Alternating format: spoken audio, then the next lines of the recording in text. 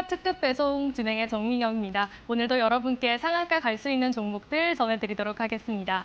네, 오늘 우리 증시 약 일주일간의 상승을 멈추고 잠시 쉬어가는 흐름을 보였습니다. 그럼에도 유가증권 시장에서는 연기금의 매수세 계속해서 들어오고 있습니다. 34거래일 연속으로 같은 포지션을 유지하고 있는 모습입니다. 오늘 시장 이야기를 좀 해보자면요. 어제 증권가에서 하나오션에 대한 또 의견이 나왔습니다. 이 고평가가 되어 있다라는 이야기가 나오면서 오늘 조선 관련주들 일부 조금 밀리는 모습을 보였습니다. 차익 실현 매물이 조금은 출회가 되기도 했고요. 또한 오늘 엔터주 중국의 한알령 해제 소식에 강한 상승 흐름을 보였습니다.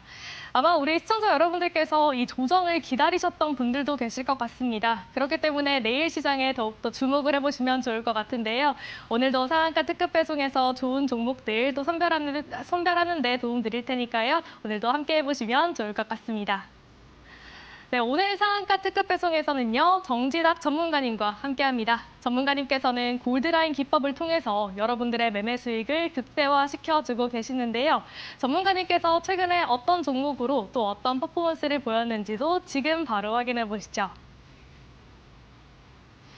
네, 이렇게 네 가지 종목으로 정리를 해봤습니다. 가장 먼저 하나비전부터 살펴볼 텐데요. 이 종목 전문가님께서 2월 7일에 공략을 해주신 종목입니다. 공략한 지 일주일도 되지 않아서 바로 1차 목표가를 달성을 해줬고요. 그 후에도 계속해서 상승 움직임 만들어가면서 2차 목표가까지 달성해준 흐름 확인하실 수가 있습니다.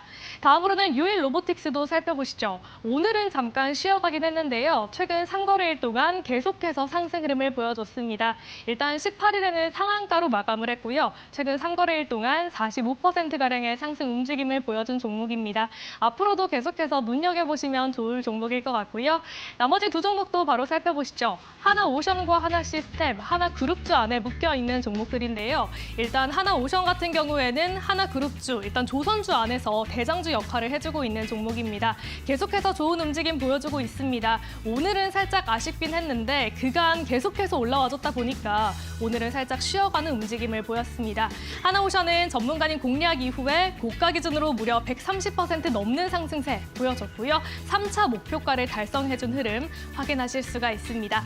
마지막으로는 하나시스템도 계속해서 강한 상승 흐름 보여주고 있는데요. 고가 기준으로는 100% 넘게 상승을 해줬고요. 현재 2차 목표가 달성을 하고 3차 목표가를 향해서 움직여주고 있습니다. 이렇게 전문가님께서 공략해주신 종목들 성적표로 살펴봤는데요. 저희 방송 끝에 전문가님만의 공략주 오늘도 공개를 할 예정이니까요. 오늘도 끝까지 함께해 주시고요. 전문가님과 함께할 수 있는 방법도 바로 소개를 해드리겠습니다. 네, 지금 옆으로 QR코드 크게 띄워드리고 있습니다. 이 QR코드 스캔하시면 전문가님과 함께할 수 있는 공부방 바로 들어오실 수가 있는데요. 가지고 계신 스마트폰의 기본 카메라 어플을 켜시고요. 지금 보이는 화면에 가져다가 대시기만 하면 됩니다. 그러면 영어로 된 링크가 하나 뜨고요. 그 링크 클릭하시면 바로 들어오실 수가 있습니다. 이 링크는 저희 방송 중에만 열려 있으니까요. 지금 바로 확인해 보시면 좋을 것 같고요. 이게 조금 어려우신 분들은 문자로도 참여하실 수 있는데요. 유료 문자 샵 3772번으로 정진학 이렇게 전문가님 이름 3글자만 보내주시면 되니까요. 두 가지 중에 편한 방법으로 들어와 보시면 좋을 것 같습니다. 네, 그러면 정진학 전문가님과 함께하는 상한가 특급 배송 지금 바로 함께 하시죠.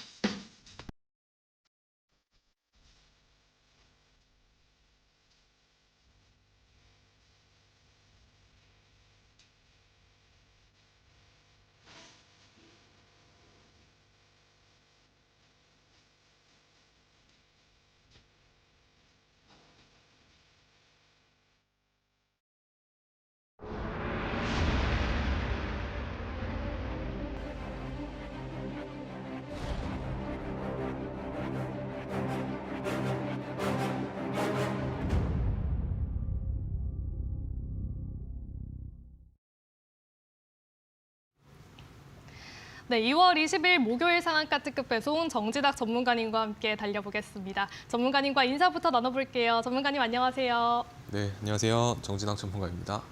네, 전문가님, 오늘은 지수가 소폭 밀렸습니다. 하지만 최근에 계속해서 많이 올랐기 때문에 오늘의 조정이 약간은 깊지 않았다라는 판단이 더 드는데요. 전문가님은 오늘 시장 조금 어떻게 보셨을까요?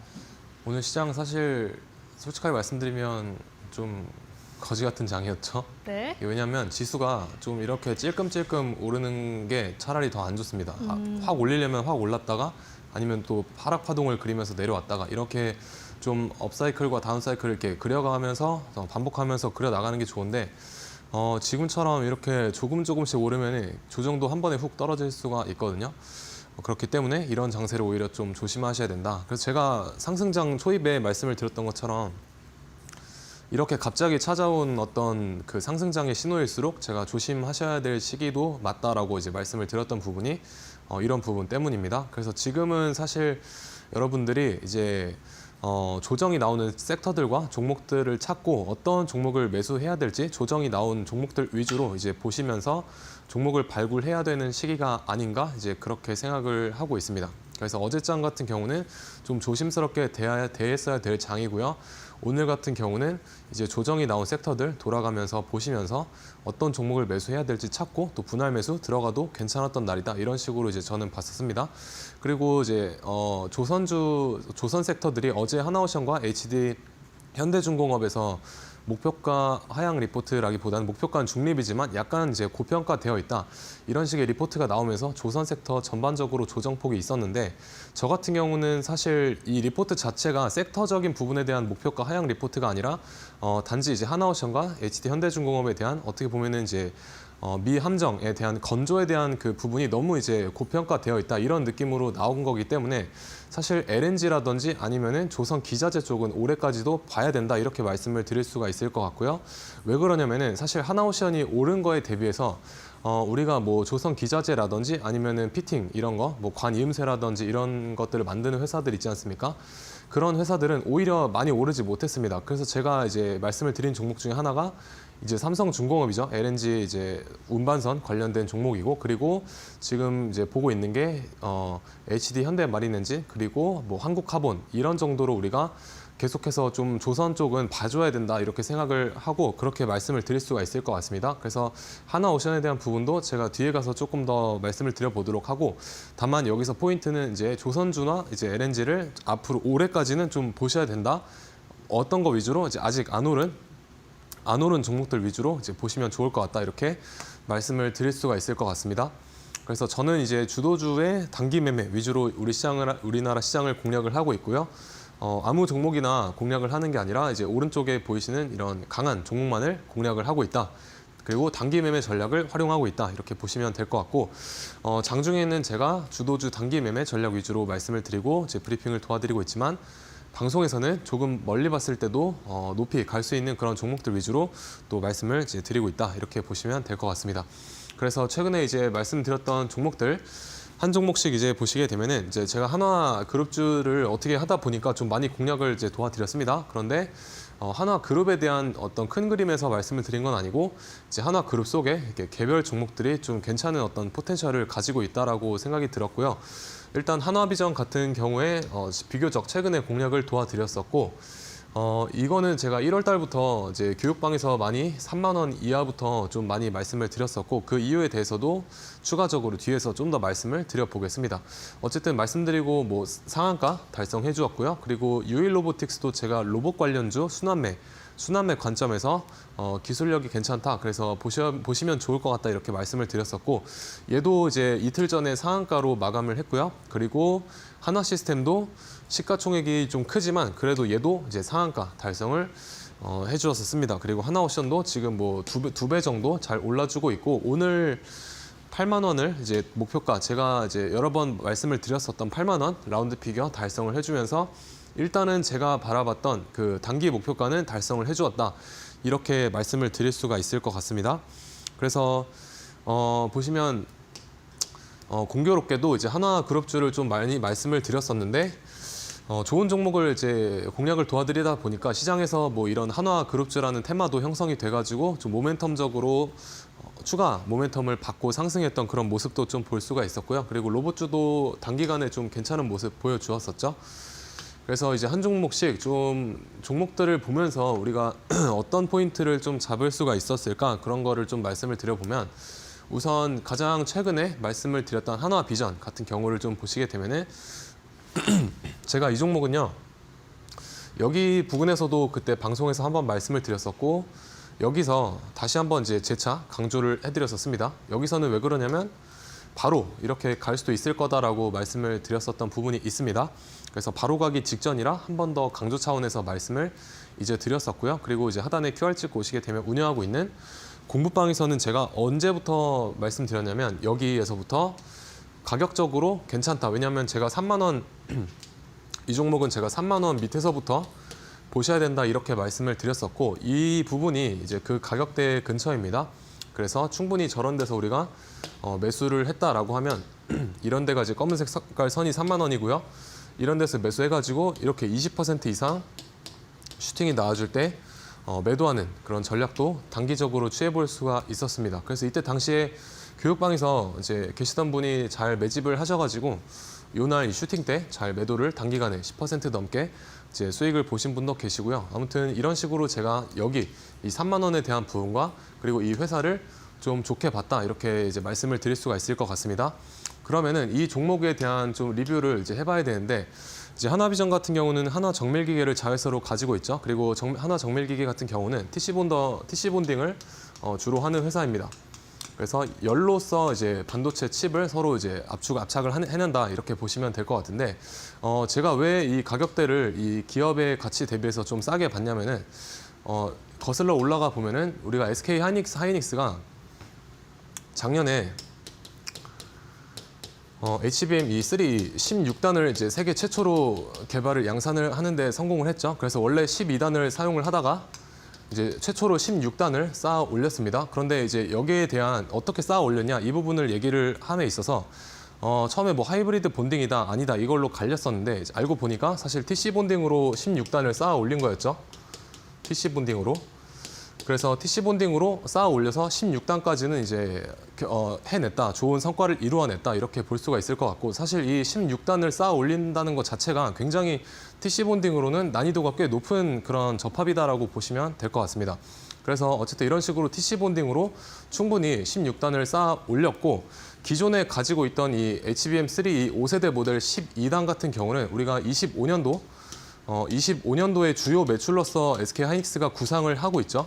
그리고 이제 16단 같은 경우는 26년도에 주요 매출로서 이제 생각을 하고 있습니다. 하이닉스 쪽에서. 그래서 어쨌든 이 16단이 앞으로 이 26년도 HBM 쪽의 SK 하이닉스의 어떤 매출 성장세를 끌어내는데 중요한 역할을 하게 될 것이고 거의 뭐 15조 정도의 매출액을 생각을 하고 있죠. 단기 순이익 정도를.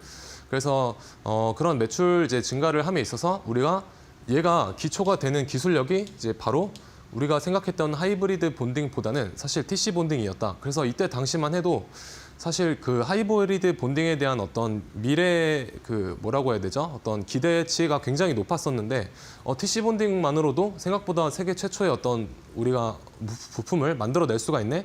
이제 이런 식으로 심리가 바뀐 겁니다.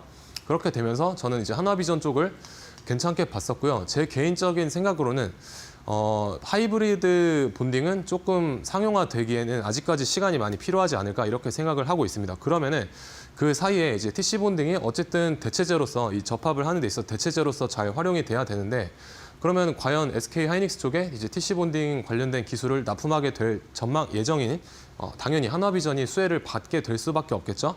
그래서 그런 이제 관점에서 제가 여기는 가격대가 이제 너무 싸다 이런 식으로 좀 말씀을 드릴 수가 있었던 거고 제가 하이브리드 본딩을 왜 이제 안 좋게 보냐면은 이제 HCB가 하이브리드 본딩이죠.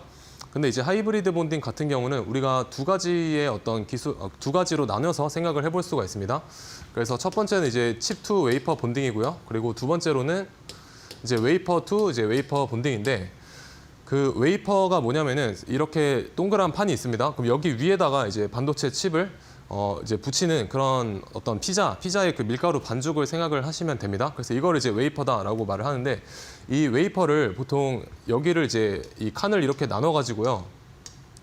이런 식으로 이 바둑판처럼 만들게 됩니다. 만들게 되고 여기 한 칸, 이 한 칸을 우리가 다이라고 표현을 하는데 이 웨이퍼 한 장당 보통 600개 정도의 다이가 들어가게 됩니다. 그런데 이 600개 중에 우리가 수율을 좀 따져봤었을 때 오류가 날 확률이 아무리 잘 만들어도 5%의 오류는 반드시 대부분 일어나게 됩니다. 그래서 이 30개 중에 뭐 이런데 5개 정도는 오류가 날 수가 있는 거죠. 다이가 이런 식으로. 그런데 이 하이브리드 본딩 같은 경우에 이 웨이퍼 투 웨이퍼 같은 경우에 이제 네덜란드의 베시라는 회사가 기술력을 장악을 하고 있죠. 이 웨이퍼 투 웨이퍼 본딩이 사실 하이브리드 본딩에 있어서 가장 효율적인 그 방법이 될 수가 있습니다. 왜냐하면은 이런 식으로 이제 이 웨이퍼가 있으면요, 여기도 이제 또 다른 웨이퍼가 있겠죠. 이런 식으로 있을 텐데 이 두 개를 이제 와플처럼 이렇게 겹친다 그런 어떤 기술력으로 좀 보시면 될 것 같습니다. 그래서 이런 식으로 와플처럼 접어서 겹겹이 쌓아 올린다 이렇게 보시면 될 것 같은데 제가 하이브리드 본딩을 좀 보수적으로 보는 이유 중에 하나가 이 웨이퍼 중에 제가 600개 정도의 다이가 이제 들어간다고 하지 않았습니까? 그런데 5%는 반드시 그 필연적으로 좀 오차가 일어날 수밖에 없다. 그러면은 예를 들어서 이쪽 웨이퍼에서는 여기에 만약에 오류가 생긴다고 하면은 여기에는 이런 식으로 여기에 오류가 생길 수도 있겠죠. 그러면은 얘네 둘을 이런 식으로 겹쳤을 때 여기는 정상인데 여기는 비정상인데 여기는 정상이게 되면은 이거를 겹쳤을 때 얘가 정상이었던 게 비정상으로 바뀌어 버립니다. 그러면은 이게 지금 대략적으로 0.95의 확률이 있는 거죠. 있는 건데 이거를 만약에 우리가 12단으로 쌓아 올린다. 이렇게 봤었을 때 얘가 12번이 반복이 되게 되면요. 이게 확률이 거의 60% 정도밖에는 안 나오게 됩니다. 수율 자체가. 그렇기 때문에 수학적으로 봤을 때 이게 하이브리드 본딩이 이런 식으로 12개를 쌓다 보면은 오류가 아닌 부분도 오류가 될 확률이 있기 때문에 굉장히 확률적으로는 좀 번거롭다. 그렇게 볼 수가 있을 것 같고 그러면은 이제 첫 번째 방법인 이제 칩 투 웨이퍼 본딩은 어떻겠냐? 이제 이렇게 여쭤보신다면은 이 칩 투 웨이퍼는 뭐냐면요. 이 그러니까 와플로 좀 비유를 하시면 편한데 와플끼리 이렇게 겹치는 게 아니라 여기에서 정상인 다이를 이게 정상이라고 하면 얘를 이제 잘라내는 겁니다. 잘라내가지고 여기 정상인 칩과 이렇게 위아래로 연결을 하는 본딩을 하는 건데 사실 이 과정 또한 굉장히 번거롭고 비용이 많이 들게 됩니다. 왜냐하면 여기 이 웨이퍼 안에 있는 이 다이를 다이싱을 해서 잘라낼 때 여기를 잘라낼 때요. 이 피자 같은 판에서 잘라낼 때 이 입자가 많이 튀어나가게 되겠죠. 여기를 톱질을 한다고 가정을 해보면 이 주변으로 많이 파티클 같은 게 이제 분사가 되게 됩니다. 그러면은 옆에 주변에 있던 이 다이들한테도 이제 입자가 튀게 되겠죠. 그런데 이제 하이브리드 본딩 같은 경우는 이 조그만 미세한 어떤 그 입자도 허용을 하면 안 됩니다. 왜냐하면 굉장히 어떤 고순도의 그런 과정을 필요로 요구하기 때문이죠. 그래서 전공정의 어떤 클린룸과 같은 그런 형태를 굉장히 요구를 많이 하는 스타일인데 하이브리드 본딩 중에서 이 칩 투 웨이퍼 본딩, 그러니까 여기 정상적인 칩을 잘라내서 이 위로 얹고 다시 그걸 겹겹이 계속 이런 방식으로 쌓아 나가는 거는 사실 이 파티클적인 부분을 어떻게 먼지를 해결을 할 것인가 이 부분이 좀 난제에 놓이게 됩니다. 그리고 비용적인 부분과 기타 어떤 시간적인 부분도 굉장히 많이 소요가 되게 되죠. 그래서 우리가 하이브리드 본딩을 논할 때 이제 관련주로 HPSP가 언급이 되는 이유가 이제 바로 그런 이유 때문입니다. 그래서 HPSP는 이제 수소를 통해 가지고 이 웨이퍼의 어떤 어닐링, 그러니까 깔끔하게 이제 가공을 하는 그런 기술력을 갖추고 있는 회사이죠. 그래서 여기서 이제 이 다이를 떼서 올 때, 다이싱을 한 다이를 떼서 올 때 그 파티클이 주변으로 튈 수가 있기 때문에 그런 부분을 이제 HPSP에서 어느 정도 보완할 수 있는 기술력을 갖고 있기 때문에 HPSP가 하이브리드 본딩 관련주로 이제 엮이고 있는 건데 이제 저 같은 경우는 사실 말씀드렸던 것처럼 하이브리드 본딩을 좀 보수적으로 보고 있기 때문에 우리가 만약에 이제 HBM 만약에 이제 20단으로 가게 되면요. 지금은 16단까지 나왔고 20단으로 가게 되면은 이제 HBM4로 가게 될 건데 일단 이 HBM4 20단에서는 이론적으로는 우리가 그 하이브리드 본딩이 적합하다 이렇게 보시면 될 것 같습니다. 그런데도 쉽지 않은 이유를 제가 방금 설명을 드린 거고 그러면은 이제 과연 HBM4를 우리가 양산을 하게 된다라고 했을 때 SK 하이닉스 쪽에서 여기서 그럼 TC 본딩이 사라질 것이냐 이렇게 물음을 던져 본다면은 저는 이제 아니라고 생각을 하거든요. 그래서 어느 정도 TC 본딩은 그 기반을 다지는 기술로 남아 있을 거고, 뭐 예를 들어서 뭐 2층까지만 하이브리드 본딩을 적용하고 나머지 층에 대해서는 이제 TC 본딩을 적용한다든지 이런 식으로 뭔가 혼합이 되지 않을까 그렇게 생각을 하고 있습니다. 그래서 이 하이브리드 본딩이 뭔지 좀 궁금하신 분들이 많을 것 같아가지고 설명을 드려봤고, 저는 이제 TC 본딩이 이제 기술력의 기반이 될 것 같다 이렇게 보고 있기 때문에 얘를 이제 좋게 봤다라고 보시면 될 것 같습니다. 그래서 아무리 이제 한화정밀 기계나 사실 삼성전자 쪽에서 하이브리드 본딩을 좀 밀고 있죠. 지금 밀고 있는데 이거 얘기가 너무 길어지지만 그래도 이제 삼성전자 얘기를 좀 하자면요. 삼성전자 같은 경우는 지금 이거를 이제 밀 수밖에 없는 이유 중에 하나가, 일단 메모리 HBM 그 산업에서도 지금 SK 하이닉스한테 주자를 뺏겼죠. 그리고 반도체 패키징 쪽에서도 이제 대만의 TSMC 쪽에 주도권을 뺏겼습니다. 그러면은 얘네들이 삼성전자 쪽에서 지금 최선의 어떤 할 수 있는 조치는 이제 미래 기술력을 끌어다가 기대감을 형성하는 것이라고 저는 생각을 하는데, 이런 삼성전자의 어떤 HBM4에 대한 그 하이브리드 본딩, 그 기대치에 대한 어떤 미래 지향적인 그 사고들 그런 것과, 그리고 한화정밀기계에서 밀고 있는 이제 HBM4 하이브리드 본딩에 대한 그런 기술력은 너무 지금 우리가 기대를 많이 하고 있다. 그래서 사실 하이브리드 본딩을 도입을 한다라고 해서 이 HBM4 20단을 이제 안전하게 쌓을 수 있느냐, 꼭 그것도 아닙니다. 그래서 반드시 이제 TC 본딩 관련주들은 우리가 이게 나오더라도 이제 잘 봐야 된다 이렇게 생각을 할 수가 있을 것 같고, 그리고 하이브리드 본딩이 적극적으로 도입이 된다라고 하면은 그에 맞는 또 관련주들을 기대감으로써 좀 찾아보는 그런 시나리오를 세울 수가 있겠죠. 그래서 이제 아까 말씀드렸던 뭐 HPSP라든지 아니면은 대표적으로 이제 인텍플러스라는 종목이 또 있습니다. 하이브리드 본딩 관련주로, 그리고 한미반도체도 좀 포함이 되어 있고요. 그래서 그거는 이제 그때 가서 실질적으로 이게 좀 이슈가 됐을 때 봐도 이제 늦지 않을 것 같다 이렇게 생각을 하고, 어쨌든 이제 한화비전 같은 경우에 이제 TC 본딩 관련으로 그런 식으로 제가 좋게 봤다. 그래서 얘가 어떻게 됐냐면은 이런 식으로 이제 상한가를 가지게 되죠. 사실 상한가를 기대한 건 아닌데 어느 정도 한화그룹주가 실적이 바탕이 되면서 이제 한화에어로스페이스를 필두로 얘네들이 상승해주는 그 순환매 장세였기 때문에 이게 가능했다라고 저는 생각을 합니다. 어쨌든 이런 식으로 이제 제가 바라봤던 2차 목표가까지 달성을 해주면서 잘 상승을 해주었고요. 그러면 제가 아까 단기 매매로 이제 주도주를 공략을 한다 이렇게 말씀을 드렸는데, 여기 보이시는 노란 색깔 선이 제가 활용하는 단기 매매 지표입니다. 그래서 여기 3분봉상 이거를 이제 돌파했을 때 매수하시면 되고요.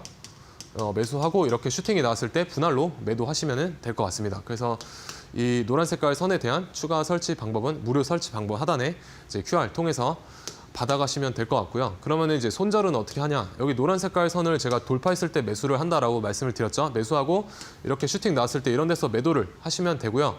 그러면 여기서도 돌파하지 않았냐? 이렇게 여쭤보실 수가 있죠. 맞습니다. 여기서도 우리가 매수의 타점으로 잡아볼 수가 있고, 그럼 손절은 여기 전저점, 여기 전에 형성된 이 저점을 잡으시면 되고요. 이 저점을 이탈했으니까 여기서는 이제 손절하셔야죠. 손절해도 이제 3%다. 이렇게 보시면 될 것 같고, 그러면 다시 여기 올라탔을 때 여기서 이제 매수해가지고 이런 데서 이제 매도하시면 됩니다. 그래서 여기 보시면 이 올라타고 전저점 여기 훼손하지 않고 이렇게 상승한 모습을 보실 수가 있죠. 그래서 이런 식으로 이제 활용을 하시면 될 것 같다라고 이제 말씀을 드릴 수가 있을 것 같고, 뭐 하나오션도 제가 여기서 말씀드리고 지금 2배 가량 올랐고, 지금 리포트 때문에 이렇게 조정이 나왔는데 여기 보시면 여기가 11선입니다. 11선을 지금 딛고 이제 반등을 하고 있습니다. 그래서 대형주에서는 11선 반등이 꽤나 잘 관찰이 되는 모습을 우리가 보실 수가 있습니다. 간혹.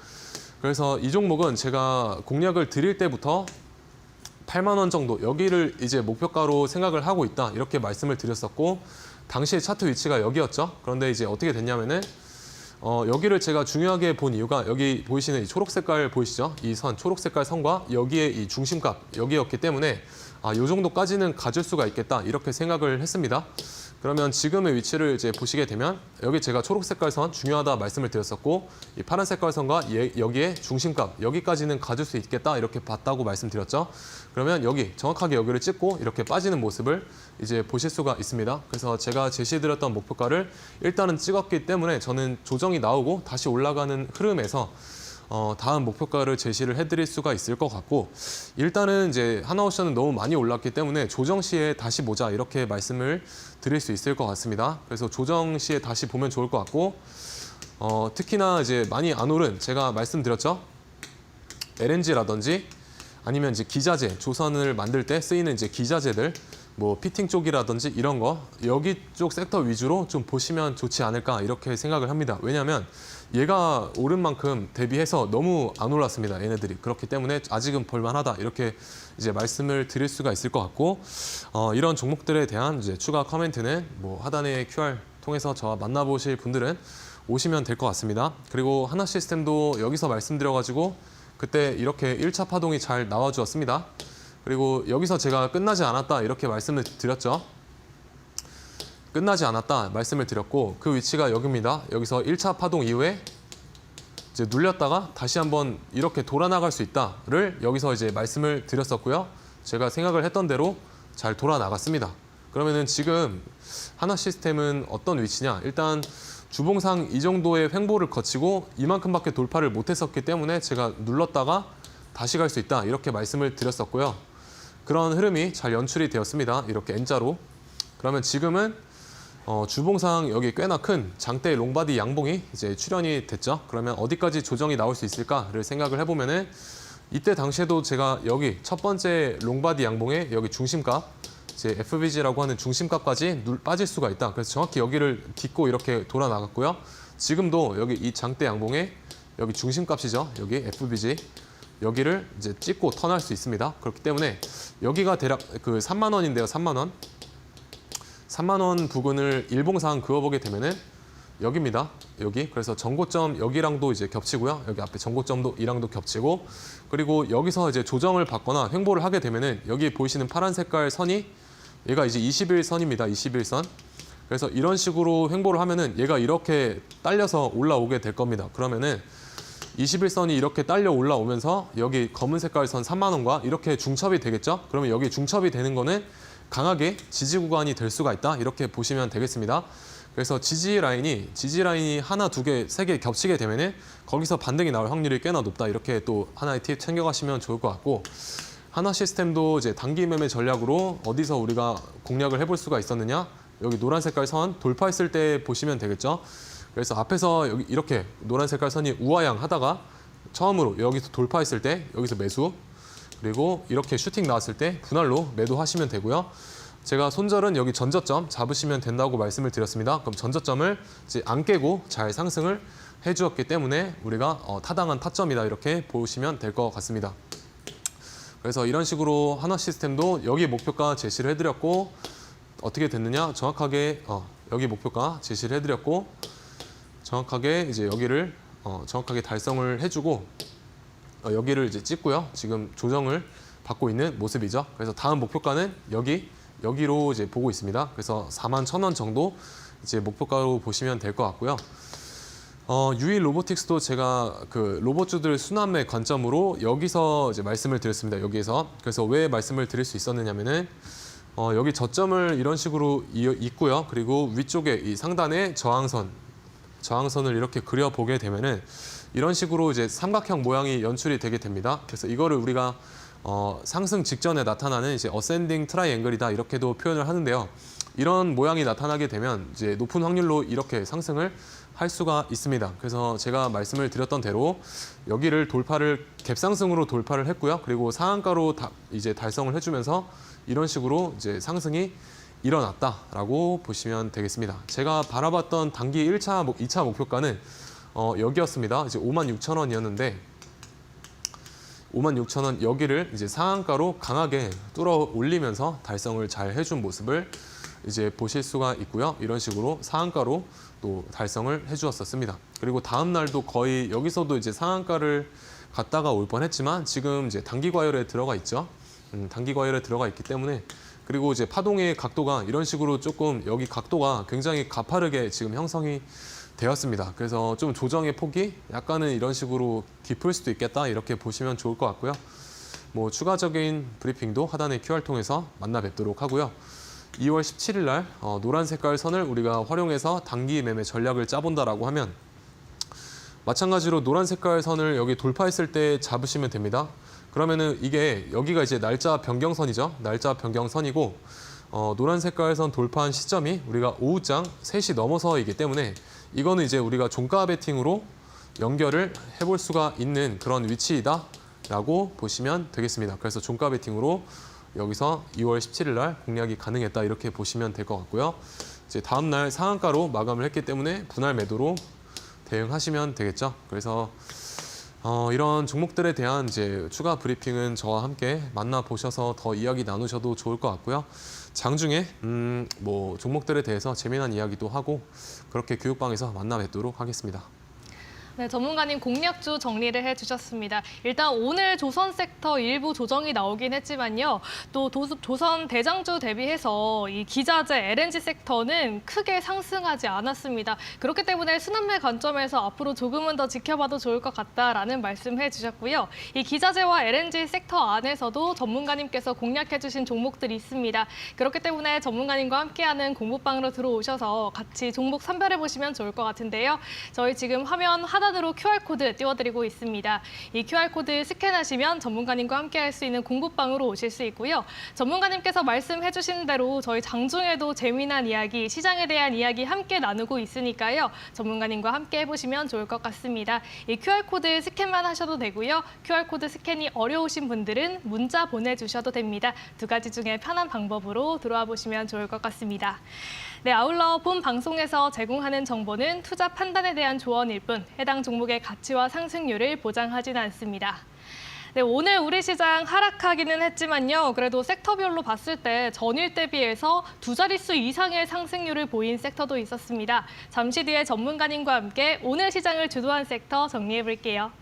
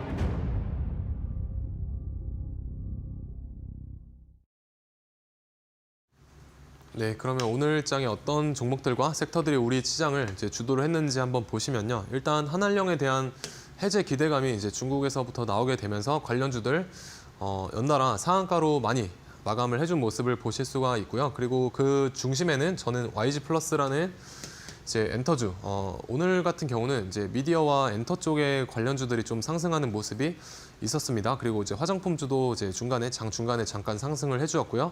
그리고 이제 신규 상장주가 연일 계속해서 강세를 보여주고 있죠. 그래서 이렇게 신규 상장주가 강하게 올라갈 때 상당히 변동성이 좀 심한 부분도 있지만 그 흐름을 잘 타시게 되면은 큰 수익도 낼 수가 있는 종목이 이제 신규 상장주다 이렇게 보시면 될 것 같고, 기존에 우리가 유리기판주로 알려져 있는 신규 상장주 이제 PIE가 상한가를 2연상을 달성을 해주고 지금까지 계속 우상향을 해주고 있기 때문에 이 나머지 신규 상장주들이 갈 수가 있었다 이렇게 보시면 될 것 같습니다. 그리고 오름 테라퓨틱 같은 경우도 상한가를 2번 연속으로 가주면서 조금 더 신규주 쪽의 분위기를 이제 업을 시켜주었고요. 그래서 앞으로도 신규 상장주의 어떤 분위기를 잘 보셔야겠다 이렇게 말씀을 드릴 수가 있을 것 같습니다. 그래서 오늘 같은 경우에 이제 모티브 링크 얘도 지금 시간 외에서 상한가에 들어가 있죠. 그래서 오름 테라퓨틱도 계속 괜찮은 모습 보여주었고요. 온코크로스도 오늘 장중에 괜찮은 상승세를 이제 보여주었습니다. 그런데 이 셋 중에서 저는 이제 오름 테라퓨틱이 그래도 며칠 전부터 중심을 잘 잡고 있기 때문에 신규주 쪽에서 보셔야 될 것 같고, 내일부터는 모티브 링크를 좀 잘 관찰해 보시면 되겠죠. 그리고 방위산업 쪽에서도 괜찮은 뉴스가 나와주면서 한국항공우주 장중에 시가총액이 6조에서 7조 정도 되지만 슈팅이 잘 나와주었습니다. 그리고 관련 후발주들 약간 잘 따라와주는 모습이 있었고요. 저는 보통 이런 주도주들 제가 보라 색깔로 칠해드린 종목들이 각각의 테마에서 1등 혹은 이제 주도주의 역할을 잘 했다 이렇게 보시면 될 것 같습니다. 그래서 이런 종목들을 저는 보통 종가 베팅으로 공략을 하거나 아니면 눌림목 관점으로 공략을 하거나요. 그리고 상한가 따라잡기 이렇게 전략을 세워서 공략을 하고 있습니다. 그런데 최근 같은 경우에 눌림과 종가 베팅 쪽에서 약간의 잘 먹히지가 않는 그런 흐름도 좀 관찰을 해볼 수가 있었습니다. 그래서 이런 경우에는 사실 저도 시장을 예측을 할 수가 없기 때문에 제가 하는 방식이 안 되냐라고 느낄 수가 있는 거는 저도 이제 시장한테 한번 맞으면서 배운다 이렇게 생각을 하시면 될 것 같고 이제 맞으면서 내가 원래 잘 통했던 것들이 안 통하네라는 느낌을 받았을 때 거기서 조금씩 이제 시나리오라든지 아니면 방법론적인 부분을 약간은 이제 수정을 하시면서 그 장세에 맞게 대응을 해야 된다 이렇게 말씀을 드릴 수가 있을 것 같습니다. 그래서 어떤 식으로 이거를 이제 활용을 하냐면은 지난주까지는 굉장히 잘 이제 들어맞았다고 전 생각을 합니다. 왜냐하면은 제가 이제 하나 에어로스페이스가 이제 시가총액이 22조에서 23조 정도 되는 그 우량한 종목이지 않습니까? 그런데 이 종목을 제가 지난 그 11월 이제 2월 11일부터 18일까지 거의 매일 이제 종가 베팅을 하다시피 해가지고 그 탄력적으로 이제 상승이 나오는 구간, 그러니까 단기간에 단시간에 강한 상승이 나오는 구간은 웬만하면 다 발라 먹었다 이렇게 생각을 합니다. 그래서 이때까지만 해도 시장의 어떤 분위기와 저의 어떤 그런 그 관점들이 좀 잘 맞아 떨어졌다 이렇게 생각을 하는데 이런 식으로 이제 여기서 종가 베팅을 해가지고 다음날 뭐 이때는 한 5에서 6% 정도 이제 익절하고 팔았고요. 그리고 여기서도 다시 종가 베팅을 해가지고 이때 10% 이상 상승을 해주었습니다. 그리고 여기서도 종가 베팅을 하고 여기서도 한 14% 정도 상승을 해주었죠. 그래서 중간중간 이런 데서 이제 분할로 매도를 했고요. 어쨌든 이게 시가총액 말씀드렸던 것처럼 23조짜리인데 불과 이제 아침에 이제 이 강한 상승이 나오기까지는 30분밖에 안 걸렸습니다. 여기도 30분밖에 안 걸렸고요.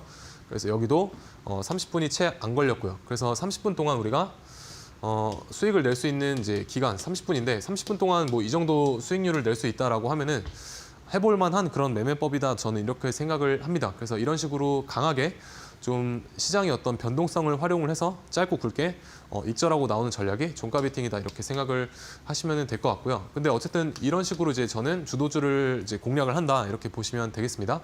그리고 실제로 우리가 직장인분들 매일매일 장을 보시기 어려운 분들 이제 15시부터 30분 동안만 매수하시면 되고요. 그리고 다음날 아침에 9시부터 10시 사이에 다 정리를 하시면 됩니다. 그래서 대략적으로 소요되는 시간이 1시간이다. 이렇게 보시면 될 것 같고 짧은 시간 안에 잘만 활용을 하면은 그래도 꽤나 괜찮은 수익률을 가져다 줄 수 있겠다. 이렇게 보시는 게 좋을 것 같습니다. 그래서 저는 본업이 바쁘시거나 좀 짧고 굵게 매매를 하고 싶다 이렇게 생각을 하시는 분들께 먼저 권유를 드리는 방법이 종가 베팅 방법입니다. 그래서 이거를 좀 잘 인사이트를 갖추고 계시는 것도 나쁠 게 없다 이렇게 저는 생각을 하고요. 어쨌든 한화 에어로스페이스를 제가 여기서부터 여기까지 이제 다 발라 먹었다 이렇게 보시면 되겠습니다. 그래서 이런 식으로 매매를 했는데 이번 주 초반부터는 약간 어떤 좀 시장이 변했나 이런 생각이 드는 포인트가 있었는데 예를 들어서 이제 제가 또 종가 베팅을 했던 게 이제 2월 11일 날 이제 이수 스페셜티 케미컬을 여기서 샀습니다. 여기서 매수를 하고 이제 여기 파란 색깔 선이 10시인데요. 보통 제가 10시 전에는 매매를 끝낸다. 종가 베팅 이렇게 말씀을 드렸죠. 근데 10시 전에 슈팅이 안 나오길래 일단 리스크 관리 차원에서 여기서 비중을 50% 매도를 했습니다. 이걸 정리를 했고요. 그럼 나머지 50%를 이제 가지고 있다가 제가 바라본 손절 라인 여기를 이제 이탈을 하지 않길래 여기를 이탈을 안 했죠. 그래서 홀딩을 하고 있다가 이제 나머지 50%는 여기 슈팅 나올 때 이제 매도를 했습니다. 이런 식으로 이제 하시면 되는데 원래 이제 이게 정석적인 종가 베팅의 어떤 패턴이다라고 보시면 되거든요. 그래서 원래 이제 이게 갈 종목이면 사실 제가 바라보는 이 손절 라인을 안 깨고 횡보하다가 위로 한번 쏴줍니다. 쏘는데 제가 이제 어떤 시장이 좀 변했다 이렇게 느꼈던 게 이 3빌리언을 제가 또 매매를 했는데 여기서는 안 잡고 이때 잡았다가 시간에서 상한가를 닫았습니다. 이때 2월 17일에 시간에서 그 상한가를 닫았다가 그 단일 계좌 거래량 상위 종목으로 이제 공시가 나오게 되면서 하락을 했죠. 하락을 했는데 원래 그런 공시가 나오더라도 사실 이 종목이 어떤 개별적인 악재는 아니기 때문에 보통 하루 정도 횡보하다가 이렇게 쏘는 경우가 있습니다. 그런데 제가 여기서 1차 매수를 하고 이제 1차 매수를 하고 여기서 이제 2차 매수를 했는데 여기를 이제 깨고 내려가는 겁니다. 그래서 보통은 그 제가 바라보는 3차 매수 라인까지 오게 되면은 뭔가 조금 문제가 있다 이렇게 저는 보는데 여기 3차 라인까지 이렇게 위협을 하길래 저는 여기서 이제 손절을 했습니다. 손절을 했는데 원래 제가 그 바라보던 어떤 형식과 많이 바뀌었죠. 이거랑 이제 이거랑 여기서 이제 이거를 보면서 여기서 한 대 맞고 나서 시장이 좀 변화한 부분도 있을 수 있겠다 이렇게 이제 생각을 하는 겁니다. 그래서 아마 이거를 이제 눌림목을 활용을 해가지고 공략을 하시는 분들은 저뿐만 아니라 이제 눌림목을 활용하는 전문가들이 아마 이 종목을 공략을 했다라고 하면 뭔가 변했다, 뭔가 좀 이상한데 이런 느낌을 충분히 받았을 수 있겠다 이렇게 저는 생각을 합니다. 왜냐면 보통은 여기까지 안 오거든요. 이런 식으로 보통은 여기서 돌아 나갑니다. 이렇게 돌아 나가서 저도 이날 다음날 이런 한 10% 정도 슈팅을 기대하고 매매를 했었는데 이게 생각보다 잘 안 먹힌다. 그래서 최근 어떤 트렌드가 제가 여기서 느낀 게 뭐냐면 이때 당시에 그 하나 그룹주들이 굉장히 막 상한가를 가고 몇 조짜리가 그리고 시장이 굉장히 그 조선 쪽과 하나 그룹 쪽이 굉장히 과열된 상태였죠. 방산 쪽 포함해서. 그래서 시장이 과열 상태였기 때문에 돈들이 이 과열된 종목들로 좀 쏠림 현상이 있구나. 그렇기 때문에 이런 데서 좀 반등이 잘 안 나오는 모습일 수 있겠다. 이렇게 저는 생각을 했습니다. 그래서 제가 내린 결론이 뭐냐면은 아예 과열된 종목을 좀 따라서 들어가거나 아니면은 오늘을 D라고 하면요. 내일이 D 플러스 1일이죠. 그러면 내일까지만 보고 안 가면 자르자. 이런 식으로 이제 이때 당시에 생각을 좀 바꿨던 부분이 있습니다. 그래서 아예 과열된 종목에서 놀거나 아니면은 이렇게 애매하게 빠진 종목이 아니라 아예 섹터적으로 조정이 좀 깊게 나온 이런 곳을 노리는 게 낫겠다. 저는 이렇게 이제 이때 당시 생각을 했었고요. 그래서 이제 좀 이 조정이 많이 나온 그런 어떤 타점을 노려보자라는 생각 때문에 오늘 같은 경우는 제가 폴라리스 오피스를 종가 베팅을 했습니다. 폴라리스 오피스. 폴라리스 오피스를 이제 종가 베팅을 했고 왜냐하면 섹터적으로 많이 빠져줬습니다. AI 쪽이. 그렇기 때문에 이제 종가 베팅을 아예 이런 현상 때문에 여기서 이제 매수를 할 수가 있었던 거고 내일 뭐 예를 들어서 폴라리스 오피스 같은 경우는 4에서 5% 정도 주면은 일단은 저는 매도를 하려고 합니다. 그래서 이런 식으로 좀 시장을 바라보다가 내가 원래 사용했던 방법이 안 먹히면은 좀 고찰을 해볼 필요가 있다. 이렇게 말씀을 좀 드려볼 수가 있을 것 같고 어부부 반도체도 보시면 제가 이때 이제 이거는 이제 상따 관점인데 제가 상한가 따라잡기도 한다라고 말씀을 드렸었죠. 그래서 어부부 반도체 제가 이제 공략을 2월 7일에 도와드린 종목이기도 하고 바로 다음 날 이제 상한가를 가져왔었습니다. 그래서 여기서 매수를 했고요. 바이 했다가 이거 여기서 이제 비중 조절을 하고 여기서 이제 매도를 했습니다. 근데 이제 보통은 이런 식으로 많이 하락을 안 하고 갈 거면은 이 종목이 갈 종목이면 이렇게 빨리 상승을 한다 이렇게 보시면 될 것 같고요. 가끔 간혹가다 10번 중에 한 번 정도 이렇게 끝까지 빼는 종목이 있습니다. 그러면은 이거는 그냥 이제 좀 내어주는 그런 부분도 좀 필요하다. 저는 이렇게 생각을 하고요. 어쨌든 이 10번 중에 한 번은 내어주고 9번은 이런 식으로 이제 수익을 취한다. 이런 식으로 저는 대응을 해나가고 있습니다. 그래서 뭐 오늘 한알령 테마 괜찮았고요. 그리고 YG 플러스가 이제 노란 색깔 선 기준으로 보면 어제 종가 베팅 자리였죠. 여기 노란 색깔 선을 돌파했으니까 그리고 나서 오늘 20% 이상 잘 상승을 해주었다. 그리고 여기서 분할 매도로 이제 접근을 하시면 될 것 같고 여기서 이제 보고 계셨던 분들은 충분히 접근을 해볼 만한 그런 타점이 될 수가 있습니다. 그래서 이런 식으로 활용을 하시면 되겠고요. 뭐 신규 상장 테마주들 잘 가지고 있고 이제 오름 테라퓨틱 그리고 이제 모티브 링크 잘 관찰을 해보시면 될 것 같습니다. 그래서 오름 테라퓨틱스도 이런 데서 이제 골드라인 노란 색깔 선 지지받고 이탈했다가 돌파했을 때 여기서 이제 공략을 또 해볼 수가 있었고 이런 데서도 우리가 돌파 매매 하시는 분들은 공략을 해볼 수가 있게 됩니다. 그래서 제가 교육방에서는 오름 테라퓨틱스를 이제 여기서 말씀을 드렸죠. 여기 눌림목 관점으로 말씀을 드렸고 이제 단기간에 이런 식으로 한 4% 이상 수익 잘 챙겨 드렸었습니다. 그래서 이런 식으로 저는 눌림목 관점까지 활용을 한다 이렇게 보시면 될 것 같고요. 주도주의 공략법, 단기 매매 공략법 저와 함께 만나보시면 좋을 것 같습니다. 네, 오늘 하락하는 장 안에서도 엔터주 그리고 신규 상장주들이 강한 상승 흐름을 보였습니다. 또 이 섹터 안에서 강하게 상승을 하면서 시장을 주도했던 종목은 하루 만에 보통 열기가 식지는 않습니다. 그렇기 때문에 우리 전문가님께서는 이 종목들 종가 베팅, 눌림목 전략 등으로 대응을 해주고 계신데요. 내일도 이 종목들 전문가님과 함께 해보고 싶으신 분들은 지금 화면 하단으로 나가고 있는 QR코드로 들어와 보시면 좋을 것 같습니다. 계속해서 흐름을 이어나갈지 모르니까요. 또 장중에 실시간으로 함께 대응해 보시면 좋을 것 같고요. 위에 문자로도 참여하실 수 있으니까요. 방송 중에 함께 해보시면 좋을 것 같습니다. 네, 그러면 매일매일 바뀌는 시장 환경 속에서도 우리 전문가님께서는 매일 시장에 대응을 해주고 계시는데요. 전문가님만의 루틴이 있다고 알고 있거든요. 이 루틴도 알려주실까요? 네, 일단 저의 루틴입니다. 저의 루틴이고 아침장 이제 초반에 전날에 가져왔던 거 종가 베팅 대응을 하고 이제 눌림목 타점이 오면은 이제 눌림목을 매매를 합니다. 그리고 장 중반에는 따로 급하게 매매를 하지 않고 주로 이제 상따 전략을 활용을 합니다. 장 중반에는. 그리고 마지막 여기서는 다시 종가 베팅으로 이제 대응을 하고 이런 거를 이제 매일매일 기계적으로 한다라고 보시면 되겠습니다. 그래서 여러분도 이런 식의 루틴에 맞춰서 시장을 대해 나가시면은 좀 뇌동 매매를 잘 방지를 하실 수가 있다 이렇게 생각을 하고요. 그리고 어떤 식으로 저는 주도주를 이제 공략을 하느냐, 1등만을 공략을 한다라고 말씀을 드렸었고 1등이 상한가를 가면은 여기서 따라 들어갑니다. 그리고 다음날 아침에 슈팅 줄 때 팔고요. 제가 원하는 눌림목 자리에 오면은 이제 4% 정도 수익을 바라보고 이제 매매를 하고 종가 베팅 자리에 오면은 여기서 이제 종가 베팅을 하게 됩니다. 그래서 오늘 폴라리스 오피스가 제가 바라봤던 종가 베팅 자리였기 때문에 여기서 드려봤었고요. 내일 잘 대응을 해봐야겠죠. 어쨌든 이런 식으로 주도주 트레이딩 같이 해보실 분들은 이제 저와 함께 공부방에서 만나 뵙도록 하겠습니다. 네, 이렇게 전문가님처럼 시간을 정해서 시장에 투자를 하면 흔들리지 않고 한번 투자를 해보실 수 있을 것 같습니다. 지금도 루틴이 없으신 분들이라면 전문가님과 함께 해보시면 좋을 것 같고요. 그러면 전문가님께서 활용하는 골드라인 기법 궁금하신 분들 많으실 것 같습니다. 골드라인 기법도 알려주실까요? 네, 일단 골드라인 기법은 여러분들이 단타랑 그리고 종가 베팅으로 활용을 해보실 수가 있습니다. 그러면 어디서 사냐가 중요한 문제가 되겠죠. 전에도 말씀을 드렸는데 이제 골드라인을 돌파했을 때 매수하시면 되고요. 종가 베팅으로 활용을 하고 싶다 이렇게 이제 보시면은 노란 색깔 선을 3시쯤에 이렇게 살짝 올려놓는 흐름이 나오게 됩니다. 그래서 이런 부분을 잘 눈여겨 보시면 되고요.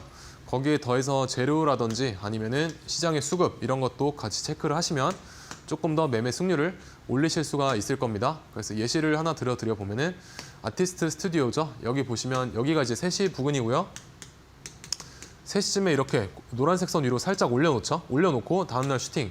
갭상승 이제 15% 여기서 이제 매도하시면 됩니다. 그래서 이런 식으로 짧고 굵게 단기간에 이제 익절이나 손절 챙겨 보시면 될 것 같고 하단에 이제 QR 통해서 무료 설치 방법 받아가시면 될 것 같습니다. 네, 이 골드라인 기법 전문가님과 함께하는 공부방으로 들어오시면 무료로 받아보실 수가 있습니다. 바로 설치하셔서 직접 한번 활용해 보시면 좋을 것 같아요. 또 전문가님께서 알려주셨으니까요. 한번 공략해 보시면 좋을 것 같습니다. QR코드로 입장하시면 무료로 받으실 수 있고요. 방송 시간 중에만 입장 가능하다라는 점 다시 한번 말씀을 드리겠습니다. 네, 그러면 내일 시장에서 보면 좋을 만한 유망주 챙겨오셨습니다. 오늘은 어떤 종목 한번 볼까요?